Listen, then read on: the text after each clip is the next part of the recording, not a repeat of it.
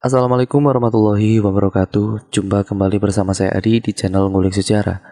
Dan pada video kali ini saya akan kembali lagi nih membacakan suatu kisah misteri yang kali ini berjudul ataupun bercerita tentang sebuah ritual pesugihan pocong. Cerita pada kali ini merupakan dari salah satu narasumber kami juga ya teman-teman. Bagaimana kisahnya? Yuk daripada kita lama-lama, mari saja kita langsung menuju ke ceritanya. Persiapkan diri kalian karena ceritanya akan segera saya mulai.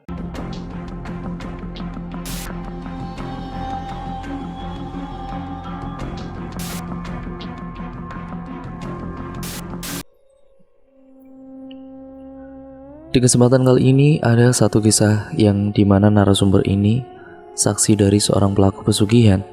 Dalam perjalanan hidup pasti ada momen dimana harus menghadapi masalah. Pengalaman baik, buruk, dan tidak mengenakan dapat datang kapan saja. Dan datangnya pun karena sejumlah alasan. Mulai dari keluarga, pekerjaan maupun yang lainnya. Yang namanya hidup juga tidak selamanya akan indah seperti yang dialami pelaku pesugihan ini. Dia mengalami sebuah musibah yang mengakibatkan dirinya menyesal. Sebut saja namanya Wandi, dan si pelaku pesugihan sebut saja namanya Hendri. Awal ceritanya Hendri mengajak Wandi untuk menemani dirinya. Kebetulan waktu itu Wandi tidak ada kerjaan sama sekali. Dia langsung saja mengiyakan ajakan dari Hendri. Entah Hendri meminta diantar kemana, ya karena dia hanya mengatakan, "Wan, ayo Wan, antar aku ke salah satu tempat yang jaraknya jauh dari desa ini." Bahkan untuk menuju ke tempat itu membutuhkan waktu sekitar 3 jam dengan menggunakan sepeda motornya. Wandi yang sama sekali tidak tahu arah tujuannya mau kemana. Dia hanya mengikuti Hendri saja, namun ada hal yang tidak diduga oleh Wandi. Hendri benar-benar sudah gila. Dia minta diantar. Oke, Wandi antar. Tapi kenapa yang ditujunya ini tempat untuk mencari kekayaan? Hendri sampai di sebuah rumah yang terbuat dari papan kayu, yang sekelilingnya itu hutan pinus. Rumah itu pun dikenal sebagai rumah dukun sakti. Dukun itu adalah perantara dari banyaknya orang yang ingin mendapatkan kekayaan dengan cara yang instan, yaitu dengan cara melakukan ritual pesugihan. "Hen, kamu sudah gila apa gimana? Ngapain kamu ke rumah dukun?" "Ya mau melakukan pesugihan lah." "Ah, dasar gendeng kamu. Kamu tahu kan itu nggak boleh dalam agama kita. Musyrik itu Hen. Kamu nggak usah aneh-aneh deh. Mending kita pulang aja." "Udah sampai masuk mau pulang, nanggung lawan. Mending kamu tunggu aja aku di sini. Aku mau ke dalam dulu." Wandi pada kala itu sudah tidak habis pikir dengan kelakuan Hendri. Hendri sendiri tahu kalau melakukan pesugihan itu tidak boleh dalam agama Islam. Tapi mau tidak mau Hendri harus melakukan pesugihan itu karena keadaan rumah tangganya benar-benar sudah di ujung tanduk. Istri dan juga anak-anaknya akan meninggalkan dirinya jika rumah satu-satunya yang mereka tempati itu disita oleh pihak bank.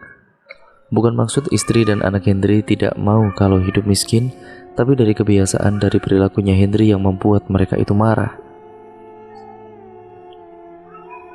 Wandi yang penasaran, "Sebenarnya ada masalah apa kamu dengan keluarga kamu?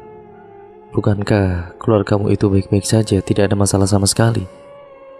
"Ya emang tidak ada masalah sebelumnya, ya namun kenapa aku ingin melakukan pesugihan?" "Ya karena aku ingin melunasi semua hutang-hutangku yang sudah menggunung, dan rumah yang sekarang ditempati oleh anak dan istriku itu sudah kugadaikan ya nantinya untuk bank. Aku sadar kalau ini salahku, dan yang membuat mereka marah besar itu karena uang hasil gadai rumah itu akan aku gunakan untuk melunasi semua hutang-hutangku karena aku kalah judi dengan temanku." Wandi yang mendengar ungkapan itu pun tidak bisa berbuat apa-apa lagi. Kalaupun mau bantu, Wandi sendiri banyak kebutuhan yang harus dicukupi. Dari masalah itulah yang membuat Hendri harus segera mendapatkan uang yang banyak sekali untuk melunasi hutang piutangnya. Sementara usaha yang dilakukannya pun sedang ada masalah yang membuat penghasilannya itu pada saat itu sangat turun drastis. Singkat ceritanya, Henry yang menemui dukun dan juga menyampaikan hajatnya untuk melakukan pesugihan. Sang dukun itu pun sudah paham betul dengan apa yang sedang dialami oleh Henry. Apapun keinginanmu itu masalah gampang. Yang penting kamu siapkan saja syarat-syaratnya. Ya, syaratnya itu apa, Mbah? Untuk ritual yang harus kamu lakukan itu selama 3 hari 3 malam dan kamu harus bertapa.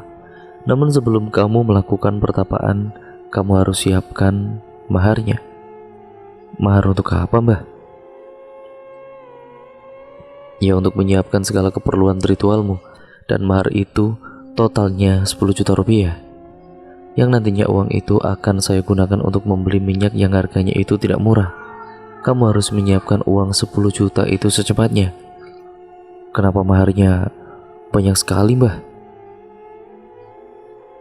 Ya, kalau kamu tidak sanggup, ya kamu tidak usah melakukan ritual di sini.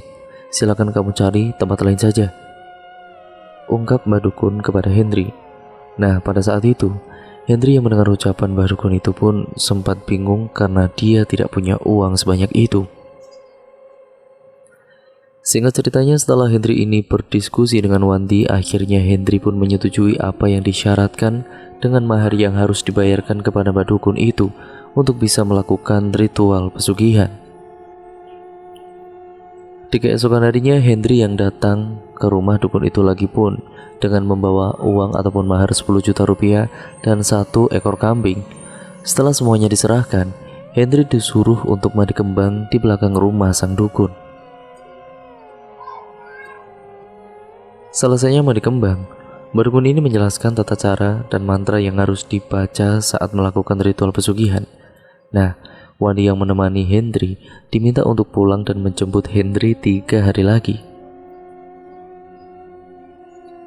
Singkat ceritanya, setelah 3 hari itu, Wandi pun kemudian menjemput Henry di rumah sang dukun. Namun, rumah Mbah Dukun itu pun sepi. Dan, loh, kok sepi, pada kemana orangnya? Apa mungkin sedang melakukan ritual? Pikir Wandi saat itu. Tapi setelah 3 jam lamanya menunggu di teras rumah, tidak ada orang yang keluar sama sekali. Ya, sampai malam pun rumah Mbah Dukun itu pun sangat sepi. Tidak ada tanda-tanda kalau ada orang di dalam rumah itu. Ini katanya hari terakhir Henry selesai ritual. Tapi kok nggak keluar-keluar itu gimana ya dia? Wandi yang tetap menunggu pun hampir seharian itu sampai jam 9 malam.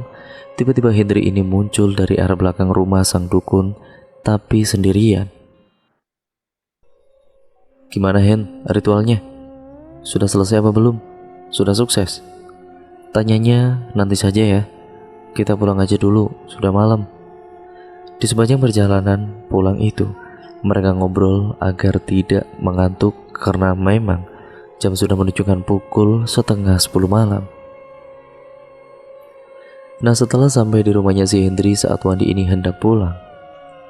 Wan, di sini dulu duduk sembari istirahat. Saya mau bercerita kepada kamu.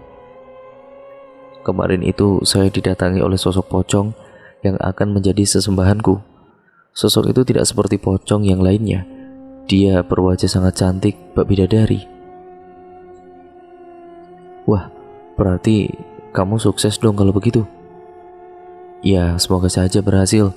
Dan ada yang hal tidak aku duga sebelumnya. Tadi kamu ke rumah Mbah Dukun, rumahnya seperti tidak berpenghuni kan? Iya, Hen. Emangnya Mbah Dukun itu kemana? Tadi sama sekali tidak kelihatan. Karena saat aku melakukan ritual di hari pertama, Mbah Dukun itu ternyata meninggal dunia. Innalillahi, yang benar aja kamu. Iya, dan dia berpesan katanya aku harus tetap melakukan ritual pesugihan itu. Dan di hari ketiga, pada kala itu aku ditemui oleh sosok pocong yang akan jadi sesembahanku, yang katanya tidak akan mengambil tumbal dari orang-orang terdekatku. Singkat ceritanya, setelah melakukan ritual yang sesat tersebut, Hendri akhirnya mendapatkan keinginannya, yaitu mendapatkan harta yang sangat berlimpah. Dan tidak butuh waktu yang lama, usaha yang dijalani kembali berkembang dan menghasilkan keuntungan yang sangat berlipat ganda.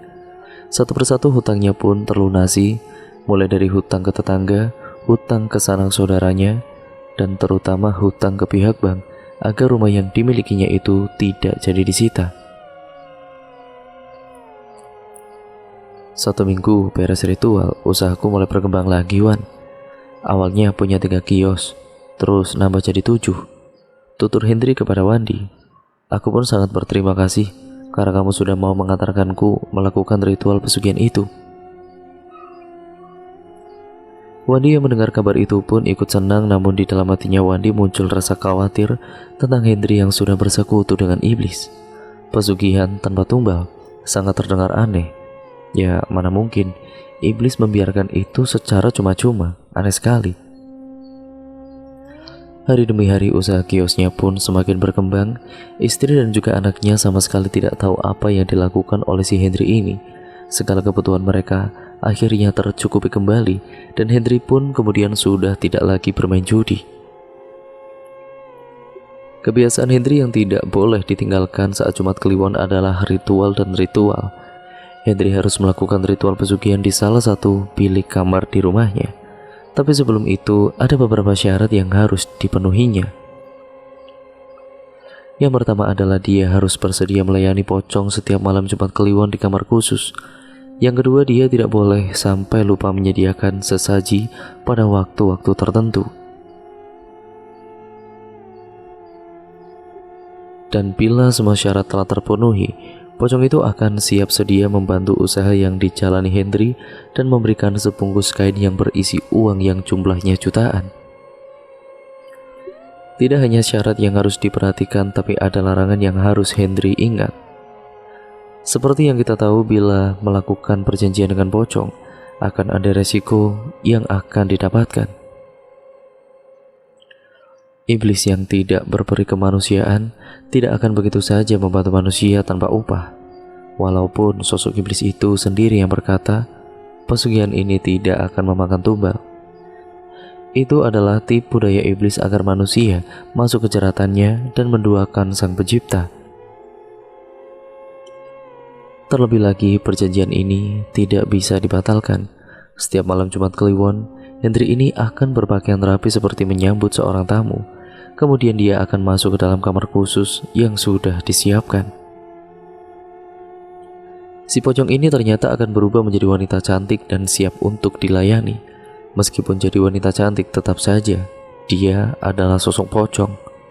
Ya, bila syarat-syarat pesugihan pocong tadi tidak dilakukan, resikonya adalah Hendri akan kehilangan orang tersayang sebagai tumbal. Baik itu anak, istri, orang tua, atau nyawanya sendiri. Singkat ceritanya, sepandai-pandainya menyimpan bangkai, ya suatu saat baunya akan tercium juga. Serapi apapun bangkai ditutupi, tetap saja bau busuknya akan menyebar kemana-mana. Begitupun kebohongan dan juga kecurangan. Meski disembunyikan, suatu saat akan terbongkar juga. Sama halnya dengan Hendri yang melakukan ritual pesugihan di kamarnya. Tepat malam Jumat Kliwon, istrinya Hendri yang baru pulang dari pengajian. Mungkin Hendri dan juga anakku sudah ketiduran, sehingga sampai lupa mengunci pintu rumah, pikir istrinya Hendri pada kala itu. Tapi saat sampai di ruang tengah dan juga di dekat kamar yang biasa digunakan untuk menaruh barang-barang, istrinya Hendri ini mendengar sesuatu yang sangat aneh. Suara itu lirih sekali, tapi ia seperti mengenali siapa yang mengucapkan kata-kata yang berulang-ulang menyerupai pembacaan mantra. Kadang jin mayit, kadang jin duit. Kadang jin mayit dan juga kadang jin duit. Begitu kalimat itu terdengar sampai berkali-kali. Dan tiba-tiba datang hembusan angin yang entah dari mana asalnya. Istrinya Hendri yang penasaran dengan suara itu pun mulai mendekati ruangan itu sampai dibuat merinding bersamaan dengan datangnya tiupan angin malam. Sementara di dalam kamar, istrinya Hendri masih mendengar suara yang mengucapkan mantra berulang-ulang itu. Tiba-tiba terdengar suara seperti benda jatuh. Setelah itu suasana kembali sunyi dan malam Jumat Kliwon itu pun seperti malam yang sangat-sangat mencekam, tidak seperti malam-malam sebelumnya. Kesunyian malam yang sangat terasa ditambah dengan suara aneh di dalam kamar yang terletak di pojok belakang dan aroma kemenyan sangat menyerbak di indera penciumannya. Saat istrinya Hendri ini memberanikan diri untuk mengintipnya dengan langkah pelan, takut ketahuan, ya ternyata di dalam kamar itu terdapat suaminya sedang menghadapi sebuah benda yang terbungkus kain putih menyerupai wujud sosok pocong. Dan tidak kalah kagetnya, saat benda menyerupai pocong itu dibuka, ternyata di dalamnya berisi uang tunai yang jumlahnya menggiurkan karena saking banyaknya. Istrinya Hendri ini pun yang melihat itu seolah tidak percaya dengan apa yang dilihatnya. Tapi rasa penasarannya pun membuat keberaniannya muncul untuk mengetahui apa yang sebenarnya dilakukan oleh suaminya ini. "Mas, apa yang kamu lakukan?" tanya istrinya Hendri. Hendri yang mendengar suara yang mendapat pertanyaan itu pun sontak saja sangat kaget. Namun cepat-cepat wajahnya berganti dengan senyuman begitu mengetahui yang datang adalah istrinya. "Kita kaya raya. Kita kaya raya, Bu. Lihat ini, Bu, semuanya adalah uang." "Tidak apa-apa dulu, usahaku hampir bangkrut. Ya, tapi usahaku sekarang berkembang lagi dan kita bisa menjadi orang kaya raya dengan uang ini. Dan bisa mengembangkan kios kita agar lebih banyak lagi, Bu," ucap Hendri meyakinkan istrinya. "Jadi selama ini diam-diam kamu memuja pesugihan pocong. Berarti benar dugaanku selama ini. Mana mungkin kamu bisa melunasi semua hutang-hutangmu itu dengan uang hasil jeripayahmu sendiri." Hendri yang mendengar perkataan istrinya ini, ia pun hanya diam seperti mengiyakan atas semua yang telah terjadi. Istrinya sangat tidak setuju dengan apa yang dilakukan suaminya ini yang menghalalkan segala cara untuk mendapatkan kekayaan dengan cara yang singkat. Ia takut bahwa semua itu akan menimbulkan sesuatu yang sangat buruk, ya misalnya tumbal.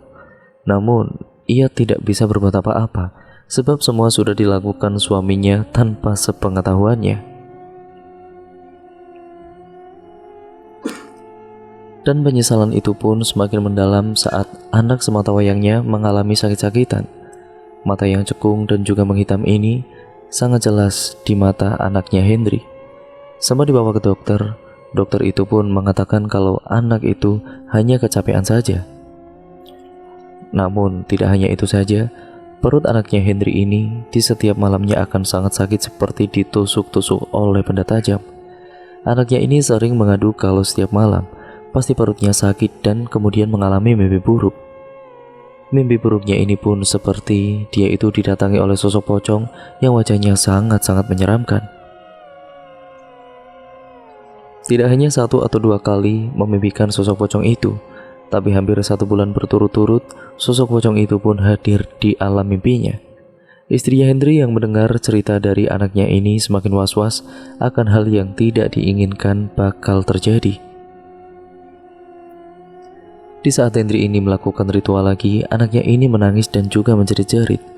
Istrinya Hendri yang mendapati kondisi anaknya yang kian memburuk, ia tahu kalau suaminya ini sedang melakukan ritual pesugihan untuk melancarkan kekayaannya. Lalu tiba-tiba, brak! Pintu kamar yang digunakan ritual itu didobrak dengan kemarahannya. "Kamu puas, Mas? Puas kamu? Anakmu sakit itu gara-gara ritual pesugihanmu itu." "Ah, apa sih kamu? Pesugihanku itu tidak memakan tumbal." "Alah, itu hanya akal-akalan iblis saja. Lihat kondisi anakmu.